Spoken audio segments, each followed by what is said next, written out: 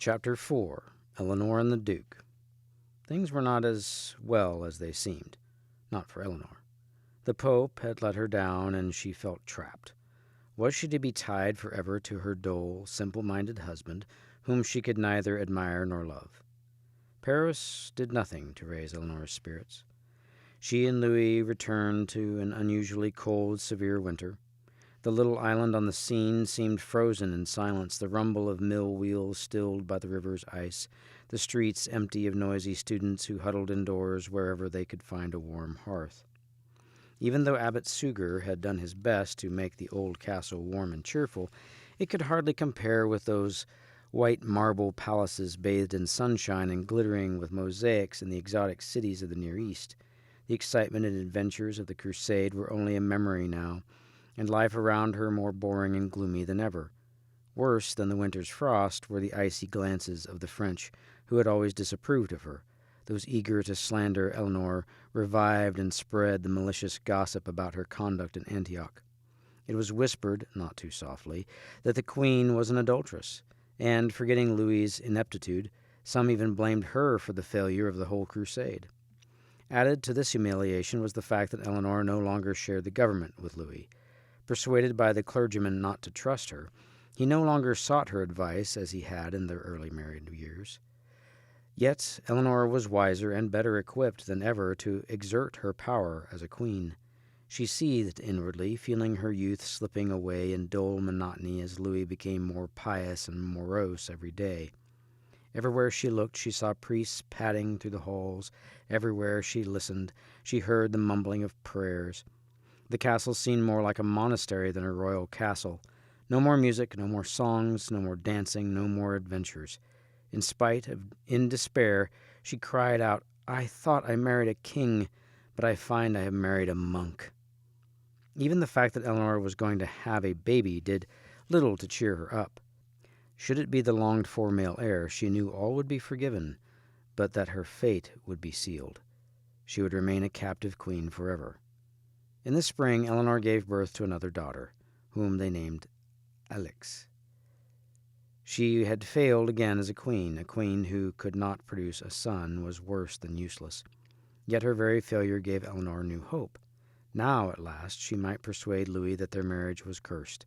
With only 2 daughters and 14 years of marriage, surely she could convince him to divorce her. Eleanor's spirits rose at once, but she knew she would have to be patient. As long as Abbot Suger was alive, he managed to keep the couple together, always thinking of the good of the realm. He pointed out to Eleanor and Louis that they were still young and that they would have a son someday. He warned Louis that a divorce would bring disaster on the kingdom, losing, as it would, Eleanor's great duchy of Aquitaine, its greatest source of wealth and power. Even now there was a new threat to the kingdom, the rising power of young Duke Henry of Normandy. Without Aquitaine, what would happen to the little kingdom of France? But the wise little abbot was also 80, and in the winter following Alix's birth he died. Without his voice of reason, Louis gave up his struggle against Eleanor's desire for separation, and she was able to press for a divorce. Also, Louis had begun to fear that his beautiful wife might never have a son, that his dynasty might come to an end. Before Louis could make up his mind about divorce, he had a matter to settle with 2 of his difficult vassals, Geoffrey the Fair, Count of Anjou, and his son Henry of Normandy. Geoffrey the Fair, one of the handsomest and most courageous knights in Europe, was more often called by his nickname, Plantagenet, because of his habit of wearing a sprig of broom plant, Plantagenets, in his cap. His son, Henry, if not as handsome, was equally dashing and charming. It was known that both father and son had violent tempers. There was a current saying about the family, "From the devil they came, to the devil they will go." Like Eleanor's family, they did pretty much as they pleased. In the summer following Suger's death, King Louis summoned Geoffrey and Henry to Paris. Geoffrey to answer a charge of treason for having captured a king's high officer and imprisoned him in a thick walled dungeon. Geoffrey and the officer were old enemies and had been battling for 3 years over a strip of land bordering their counties. Geoffrey had taken a whole year to batter down his enemy's castle and capture him. He was not about to give up his prisoner. his own fair prize of battle, whether he was a king's officer or not. That Abbot Bernard had excommunicated Geoffrey for the crime against the crown didn't bother him a bit. Henry had been summoned to pay his long-overdue homage to the king in order to be recognized Duke of Normandy. Louis feared and distrusted the ambitious young Henry. It was high time he came to give his oath of allegiance to his king. It was a hot, stifling day, the kind to make tempers short. When Geoffrey and his son arrived at the royal castle, Eleanor, Louis, and Abbot Bernard, who would act as mediator along with other great barons of the realm, were waiting in the castle hall. No one was quite prepared for the sight that greeted them as father and son strode into the hall. Geoffrey was dragging behind him the king's officer, ignominiously bound in chains like some common criminal. The sight of the royal prisoner caused a stir among the dignitaries. When Abbot Bernard reminded Geoffrey that it was a crime and a sin to hold a king's officer and demanded his release, Geoffrey flew into a rage. He angrily and flatly refused, almost shouting at the abbot. He added that if it was a sin in God's eyes, then he would go on living in sin. Shocked at this blasphemy, Abbot Bernard rose up, his eyes blazing with heavenly wrath. In his thunderous voice, he predicted that Geoffrey would come to an untimely death. This dire prophecy did not have the desired effect. Angered, but not intimidated, Geoffrey turned his back on the abbot and stalked out of the hall, dragging his prisoner and followed by his son. Eleanor had been watching this interview with interest. Though amused at Geoffrey's behavior, she was mostly interested in his son, Henry, whom she had never seen before. During the interview, he never sat down but paced restlessly to and fro, as though impatient to get the business over with. Eleanor couldn't keep her eyes off him. She noticed every detail: his bold gray eyes, his ruddy, freckled cheeks, his bright red hair, his rough hands and his legs, somewhat bowed by life in the saddle. She approved his broad shoulders, his fine athletic body, full of energy and ready to spring into action at a moment's notice. She could tell that he didn't care what others thought of his looks, wearing, as he did, an unstylishly short cape flung carelessly over his shoulders. There was nothing timid or monkish about young Henry, and Eleanor found him irresistible. A few days after this stormy interview, something very strange happened. Geoffrey and Henry returned to the castle in a completely different mood.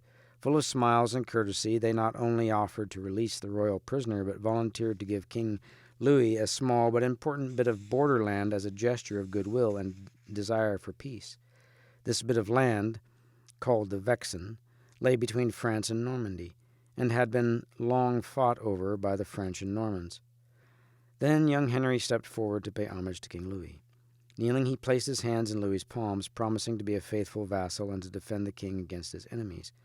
Louis then gave Henry the kiss of peace and pronounced him Duke of Normandy. The French, though pleased, were baffled at this complete turnaround. Some thought it no less than one of Abbot Bernard's miracles. Others wondered if the Queen had had anything to do with it.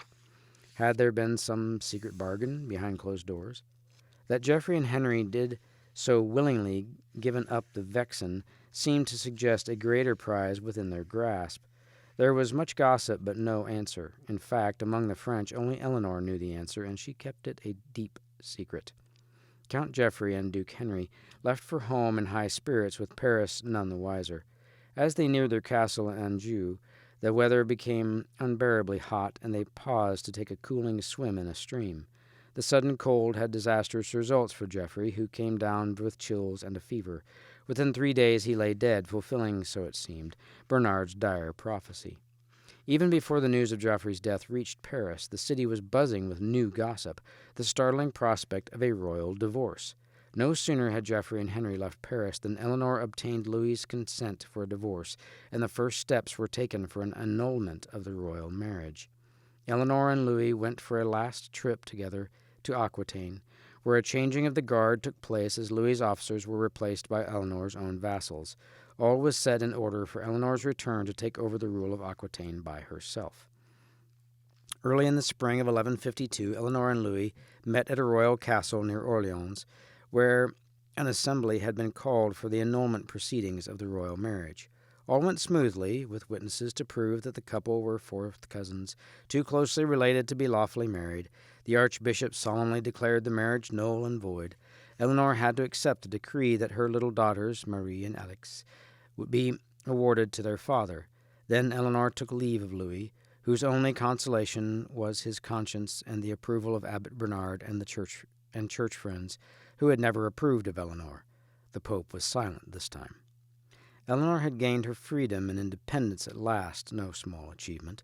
That a woman would seek and obtain a divorce was unheard of in those times, yet Eleanor had managed it. As a rule, only husbands had the right to seek divorces, and a divorced wife, even a queen, was usually packed off to a nunnery or left to pine away, forgotten in some out-of-the-way manor house. Not Eleanor. Years of unhappiness, frustration, and boredom now lay behind her as she headed home. She was 29 and had never looked more radiantly beautiful. The countryside was growing green with early spring as she rode south on her palfrey. It was the day before Palm Sunday, and villagers were stripping bark from trees for palms and decorating their house fronts for the next day's procession. Though Eleanor was happy, she was not safe. News of her divorce had flown before her, alerting bold adventurers of this golden opportunity to waylay the erstwhile queen. When she stopped for the night at a castle near the Loire River, she was warned that the son of her former enemy, the Count of Champagne, was camped nearby, plotting to kidnap her. Eleanor managed to slip out of the castle that night, sending scouts ahead to look for other ambushes. As she neared the river Creuse, she learned that another young knight was lying in wait at the river's ford to capture her and force her to marry him. Eleanor and her escort again managed to outsmart her would-be kidnapper, found another place to ford the river, and sped on to the safety of her old castle in Poitiers. Within her strong tower she could relax and laugh at her narrow escapes, but she was incensed and indignant that such insignificant young knights would dare attempt to lay hands on a former queen. She saw the need of a husband, one who could wield a sword in her defense.